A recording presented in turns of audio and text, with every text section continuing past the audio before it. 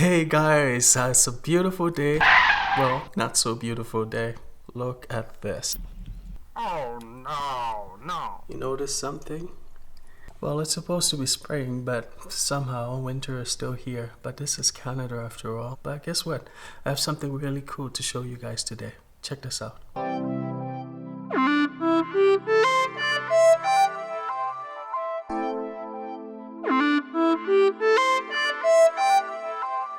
This is the Canon AE-1 Program, and I would say this is really a no-fuss camera.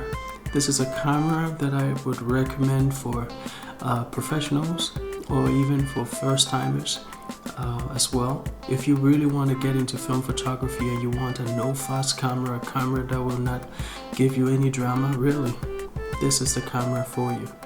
So I'm going to do a review of this camera right now.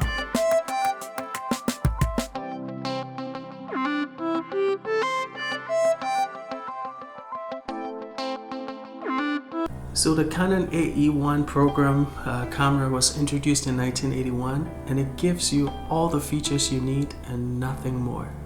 Let's delve into the name a bit. So the name AE Program actually stands for Auto Exposure and Program, and as the name signifies, this program is really heavy on the auto exposure mode. If you're a new photographer, if you're new into film photography, even if you're an experienced photographer, this camera will really do all the work for you. There's a light meter built into this camera, and that light meter will offer you continuous metering as the light conditions change. If you're in the shutter priority mode, for example, you will notice that your aperture will be changing as the lighting condition changes. This camera takes FD lenses, both new and old FD lenses. I happen to have two FD lenses here.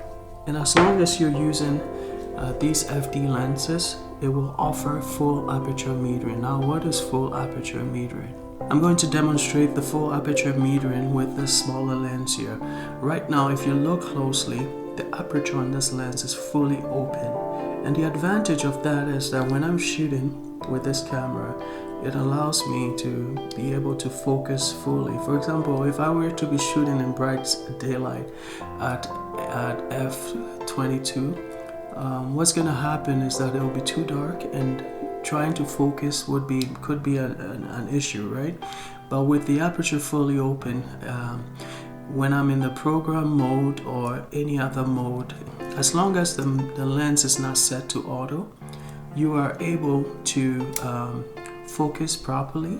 And if you do want to know what the depth of field, what it's going to look like at the aperture setting that you are at, you just use this switch right here.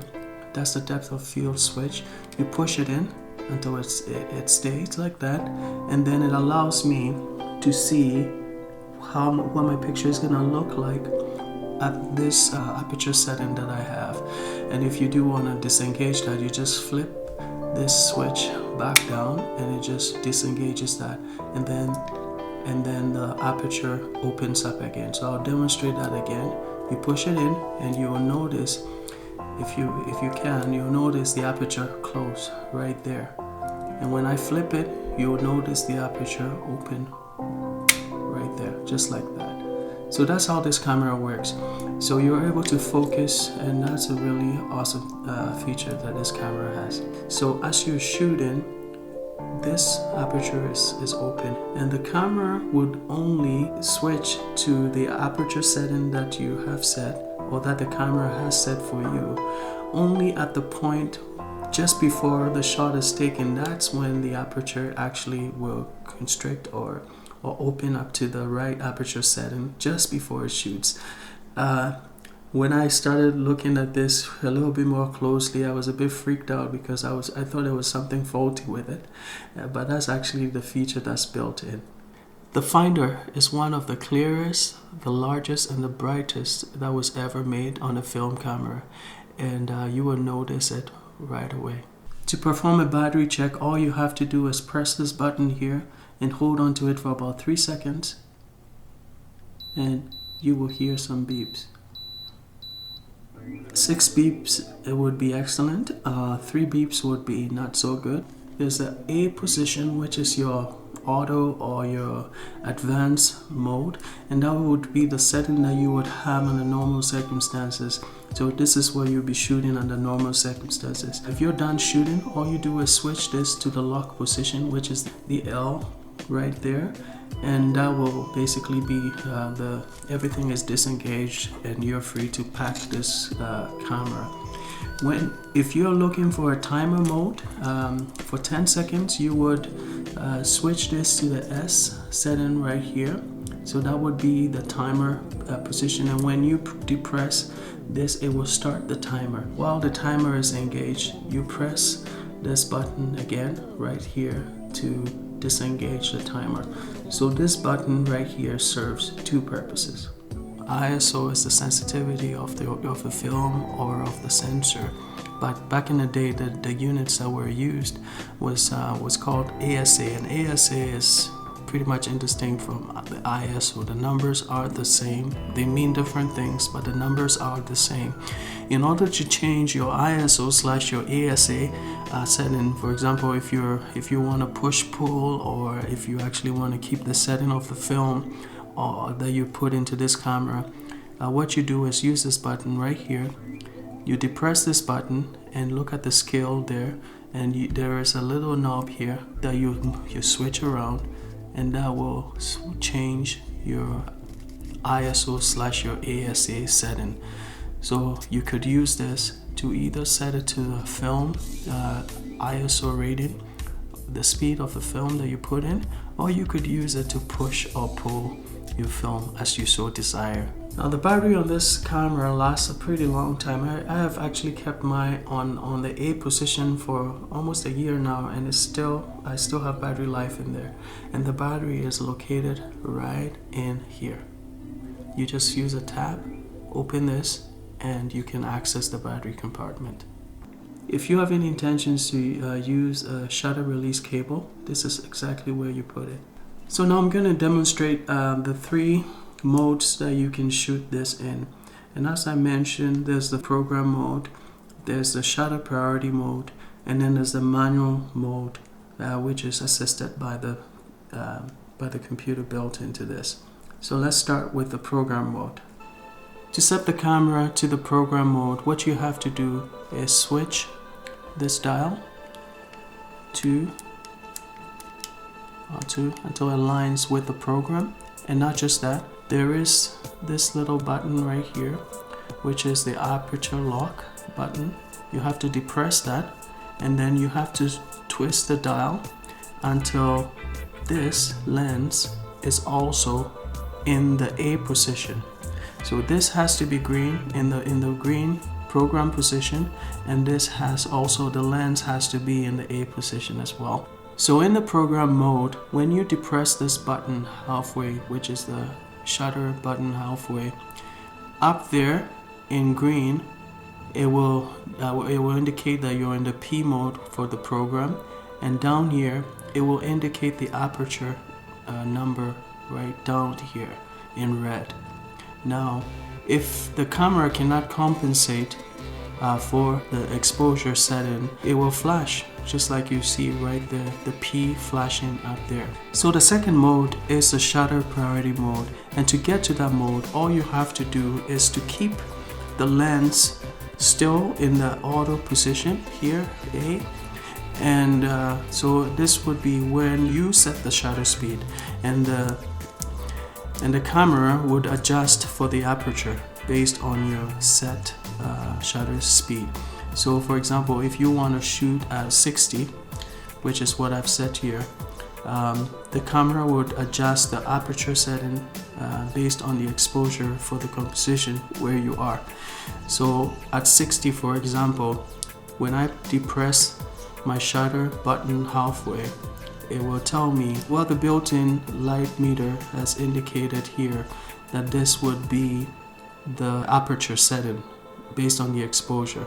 And the reason why it's flashing right now is that based on the current exposure and my current set shutter speed, and the lens that I've put on this right now this is not able to compensate to give me a correct exposure.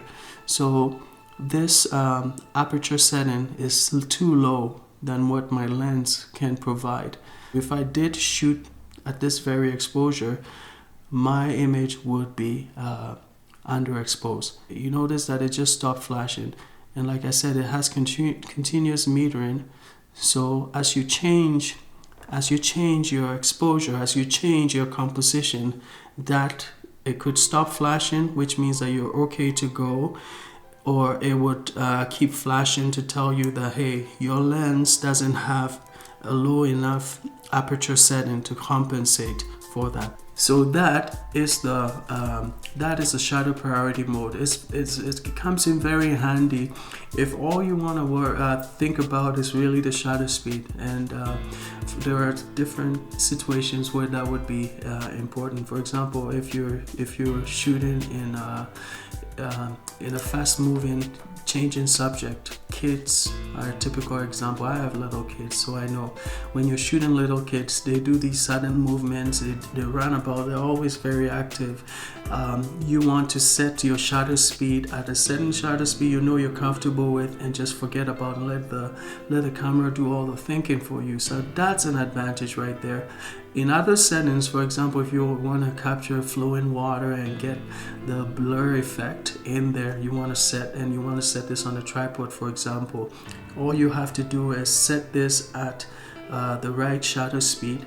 You can go as low as 2 seconds, or you can go as high as 1,000th of a second, and you can just set this shutter speed and let the camera do all the thinking for you. But as I indicated, the camera will also tell you when it cannot compensate for the aperture based on the lens that you have placed on it. So now I'm going to demonstrate the manual mode. And the manual mode, like I said, is sort of an assisted manual mode, which is actually quite convenient.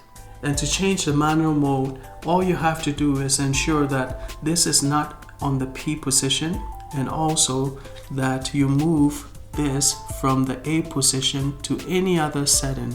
So you depress this lock button right there, and then you're able to switch the dial, and then keep this aperture setting at any setting of your choice, and keep the shutter speed at any shutter speed of your choice as well. And as you do that, the camera will still assist you, which is really awesome. I find this to be one of the best features on this camera. The camera still assists you even in manual mode. Based on the shutter speed that you have set with the dial, the camera will still indicate to you the best aperture setting to use, and it will flash that on the LCD, the lit LCD screen in there. It will tell you what would be the best aperture setting to use based on the exposure, the metering that the light meter is getting is reading. And so that's really awesome. And as you can see from these three modes, you have so much variety, and they're very simple to use. It's really simple. It's just combinations of this and that and the lens, right? And with the assistance, the guidance that the camera provides you with the lit LCD, it is really a no-brainer. You can be a beginner, set this in the program mode and go shooting and get some awesome shots, or you could be an advanced person who you just want to shoot in the shutter priority mode, or in a manual mode, and still have some really excellent shots and have that freedom to compose your image as you see fit. The only two disadvantages that I can think of is the fact that this camera does not have an aperture priority mode. Now that certainly, for some people, that may be a deal breaker. Also, this camera is not fully manual, so in the sense that you need a battery to operate this. So if your battery dies, you're pretty much out of luck. So in conclusion, if you find this camera on eBay or in your thrift store, local thrift store, do pick it up because it's really a gem. So thank you guys so much for joining me on this vlog episode. I hope that you learned something. I hope that it was useful to you. If you like this video, please click the like button and please subscribe if you haven't already done so. Take care, guys.